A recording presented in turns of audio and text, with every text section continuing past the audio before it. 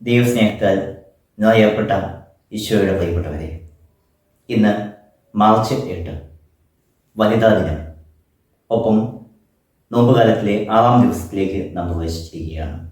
ഇന്ന് ഈ വനിതാ ദിനത്തിൽ പ്രത്യേകമായിട്ട് കത്തോലിക്ക സഭയ്ക്ക് വേണ്ടിയിട്ട് ലോകത്തിൽ ഈശോയുടെ സുവിശേഷം പ്രസംഗിക്കുകയും പ്രവർത്തിക്കുകയും ജീവിക്കുകയും ചെയ്യുന്ന നമ്മുടെ സമർപ്പിതരെ പ്രത്യേകമായിട്ട് നമുക്കിന്ന് പ്രാർത്ഥനയിൽ ഓർക്കാം.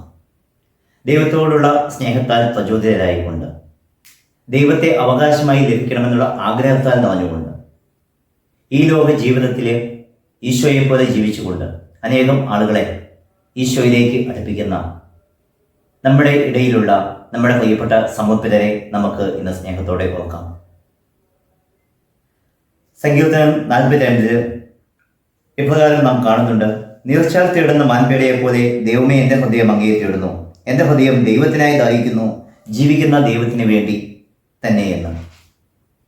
ദൈവത്തിന് വേണ്ടി ദാഹിച്ചുകൊണ്ടിരിക്കുന്ന, ദൈവത്തെ കണ്ടെത്തണമെന്ന് ആഗ്രഹിച്ചുകൊണ്ട്, കന്യാവ്രതം, അനുസരണം, ദാരിദ്ര്യം എന്നീ 3 വിധ വ്രതങ്ങളാൽ നിറഞ്ഞുകൊണ്ട്, 3 വ്രതങ്ങൾ എടുത്തുകൊണ്ട്, ഈ ലോകത്തിലെ സ്വന്തമായിട്ട് ഒന്നുമില്ല, എല്ലാം ദൈവം എനിക്ക് ദാനമായിട്ട് തന്നതാണ്, എനിക്ക് സ്വർഗത്തിലെത്തി ഈശോയോടൊപ്പം ദൈവത്തോടു കൂടെ ആയിരിക്കണമെന്നുള്ള ആഗ്രഹത്തിൽ ആയിരുന്നുകൊണ്ട്, ഒപ്പം തന്നെ അനേകം ആളുകളെ അതിനായിട്ട് ഒരുക്കുകയും ചെയ്യുന്ന സമർപ്പിത നമ്മുടെ ഇടയിൽ ചെയ്യുന്ന പ്രവർത്തനങ്ങൾ വളരെയധികം പ്രശംസനീയമാണ്.